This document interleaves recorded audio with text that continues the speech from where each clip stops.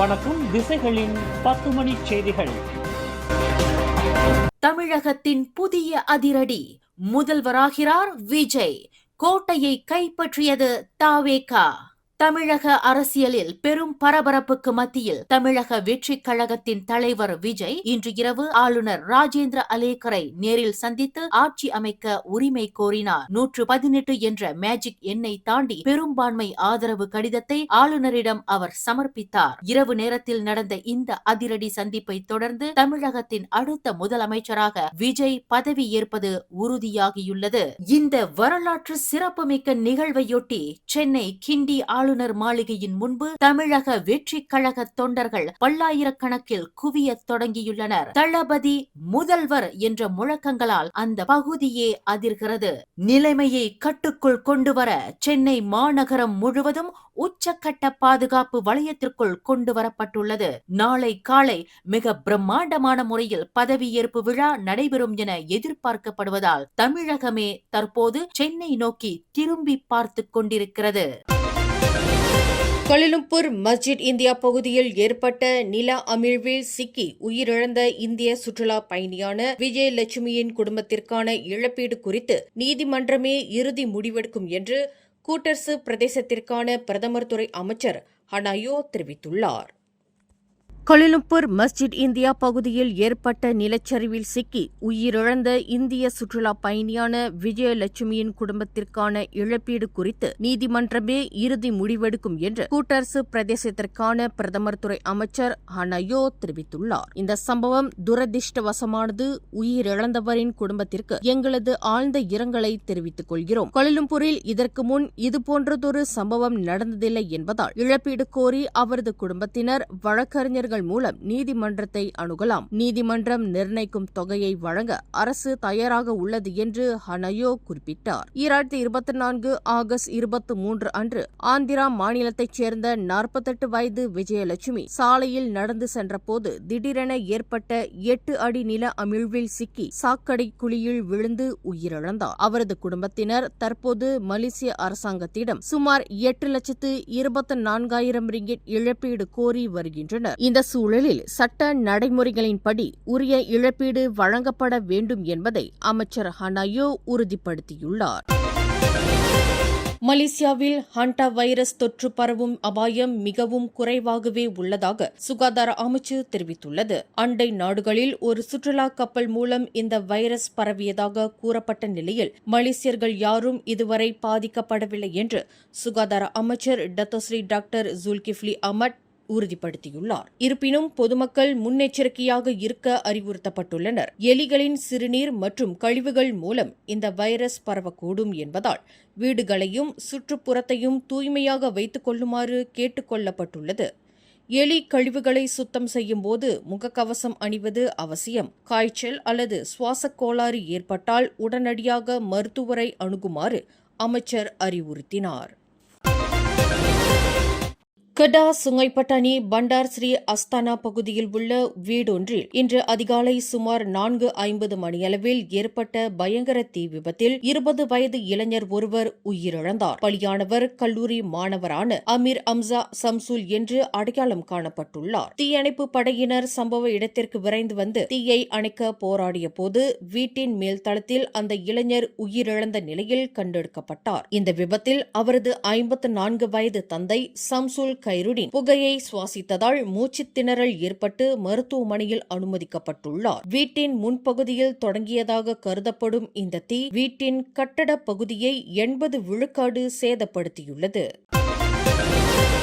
Petronas நிறுவனத்தின் ஒருங்கிணைந்த செயல்பாடுகள் மற்றும் அரசின் ஆக்கப்பூர்வமான நடவடிக்கைகளால் நாட்டில் பெட்ரோல் மற்றும் டீசல் விநியோகம் தற்போது மிகவும் சீராகவும் சிறப்பாகவும் கையாளப்பட்டு வருவதாக பிரதமர் டத்தோஸ்ரீ அன்வார் இப்ராஹிம் தெரிவித்துள்ளார். தேவைப்படும்போது எரிபொருளை இறக்குமதி செய்வது உட்பட பல்வேறு தற்காப்பு நடவடிக்கைகளை அரசு எடுத்துள்ளதாக பிரதமர் குறிப்பிட்டார். குறிப்பாக டீசல் கடத்தல் மற்றும் கசிவுகளை தடுப்பதற்கான கடுமையான கட்டுப்பாடுகள் மூலம் உள்நாட்டு எரிபொருள் பயன்பாடு குறைந்துள்ளதோடு விநியோக தட்டுப்பாடும் நீங்கியுள்ளது. 2 மாதங்களுக்கு முன்பு இருந்த நெருக்கடியான நிலை இப்போது இல்லை என உறுதிபட தெரிவித்த பிரதமர் உலகளாவிய எரிசக்தி விலை மாற்றங்களில் இருந்து மக்களை பாதுகாக்க ஆசியான் நாடுகளுடனான ஒத்துழைப்பும் வலுப்படுத்தப்படும் என்றார்.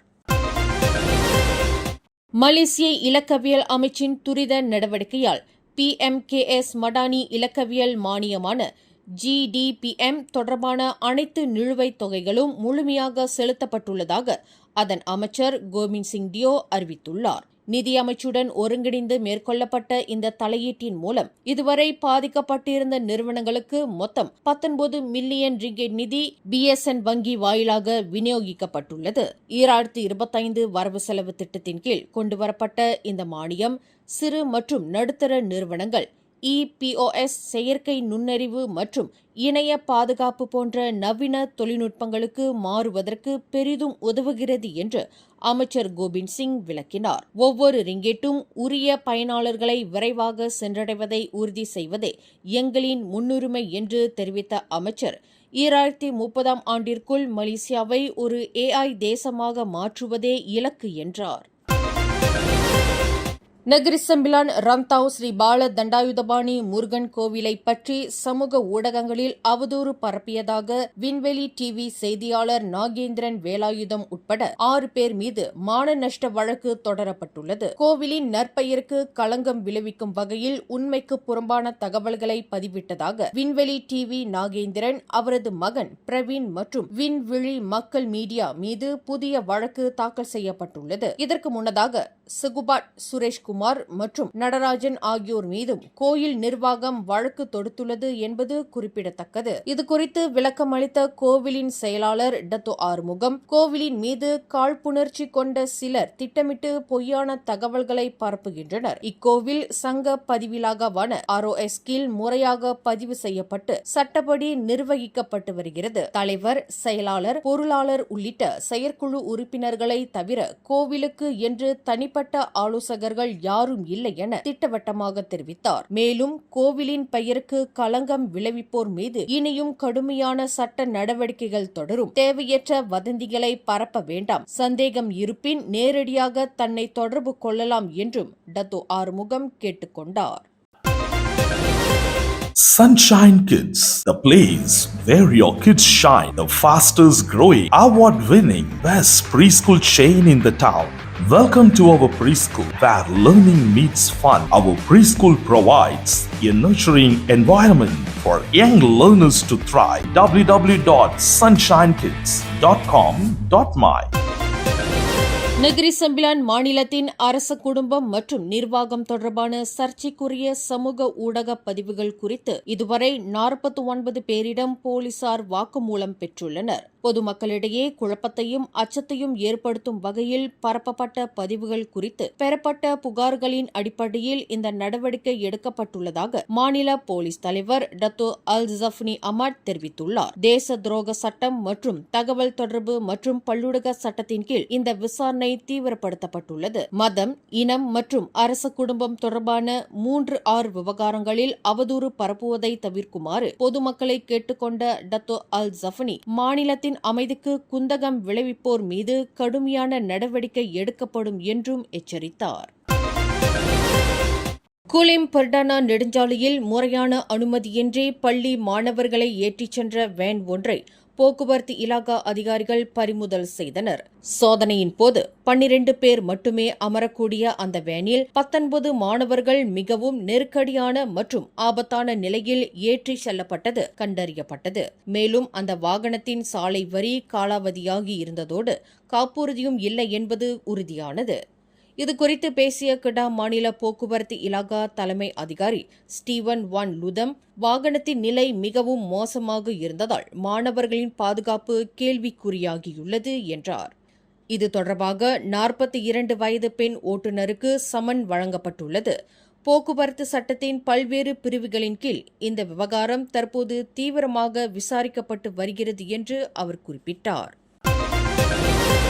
பல்பொருள் அங்காடி ஒன்றில் மது பாட்டில்கள் மற்றும் பால் மாவை திருடிய தம்பதிக்கு கோலாலம்பூர் மஜிஸ்ட்ரேட் நீதிமன்றம் இன்று 7 நாள் சிறை தண்டனையும் 300 ரிங்கெட் அபராதமும் விதித்தது. கண்காணியாக வேலை செய்யும் 38 வயது தி சுகுமாரன் மற்றும் இல்லத்தரசியான அவரின் 43 வயது மனைவி எம் வாணிஸ்ரீ ஆகியோரே இக்குற்றத்தை புரிந்ததாக நீதிமன்றத்தில் தெரிவிக்கப்பட்டது. கடந்த ஏப்ரல் 26ஆம் தேதி இரவு 8:22 மணியளவில் கோலாலம்பூர் ஜின்ஜாங் ஜாலான் பெந்திங் உத்தாரா என்ற இடத்தில் உள்ள ஒரு பல்பொருள் அங்காடி கடையில் இக்குற்றத்தை புரிந்ததாக குற்றச்சாட்டில் தெரிவிக்கப்பட்டது. மஜிஸ்ட்ரேட் ஃபாரா நபேஹா முன்னிலையில் நிறுத்தப்பட்ட சுகுமாரனும் வாணிஸ்ரீயும் தங்களுக்கு எதிரான குற்றத்தை ஒப்புக்கொண்டனர். இத்தம்பதியர் கடையில் இருந்த சிசிடிவி காட்சிகளின் அடிப்படையில் அவர்கள் அடையாளம் காணப்பட்டனர். தங்களுக்கு எதிரான விசாரணையில் திருடப்பட்ட பொருட்களை வெறும் 65 ரிங்கேட்டிற்கு வாணிஸ்ரீயின் முன்னாள் கணவரிடம் விற்றதாக அவர்கள் தெரிவித்தனர். தங்களுக்கு பேர குழந்தைகள் இருப்பதாகவும் வறுமை காரணமாக இக்குற்றத்தை புரிந்ததாகவும் நீதிமன்றத்தில் முறையிட்டனர். அவர்களுக்கு சிறையும் அபராத தொகையும் விதிக்கப்பட்டது.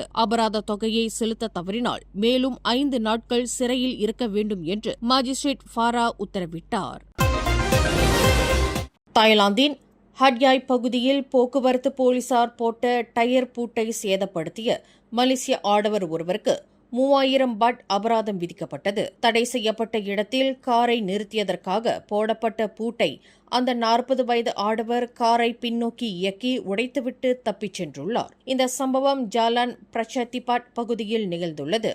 இது தொடர்பான சிசிடிவி காட்சிகள் சமூக வலைதளங்களில் வைரலானதைத் தொடர்ந்து அவர் போலீஸ் நிலையத்தில் முன்னிலையானார்.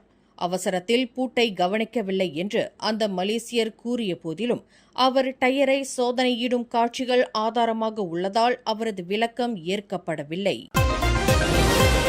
கருக்கலைப்பு செய்ததை மறைக்க முயன்றது மற்றும் சிசுவின் பிறப்பை மறைத்தது ஆகிய குற்றச்சாட்டுகளை வயது குறைந்த ஓர் ஆணும் பெண்ணும் மலக்கா அயர்குரு மஜிஸ்ட்ரேட் நீதிமன்றத்தில் இன்று குற்றஞ்சாட்டப்பட்டனர். 18 வயதுடைய அடாம் ஹரித் அமாட் மற்றும் அவரது 17 வயது காதலி கருக்கலைப்பு மாத்திரைகளை பயன்படுத்தி சிதைந்த கருவை ஒரு காரின் பின்பக்க பெட்டியில் மறைத்து வைத்துள்ளனர். இந்த சம்பவம் மலக்காவில் பத்து புரண்டா மற்றும் மெர்லிமாவ் பகுதிகளில் நிகழ்ந்ததாக நீதிமன்றத்தில் தெரிவிக்கப்பட்டது. மேலும் செய்திகளை தெரிந்து கொள்ள கீழே இருக்கும் பெல் பட்டனை அழுத்துங்கள். உங்கள் மகிழ்ச்சியை வெளிப்படுத்த லைக் மற்றும் ஷேர் செய்யுங்கள். தொடர்ந்து திசைகளோடு இணைந்திருக்க சப்ஸ்கிரைப் செய்யுங்கள்.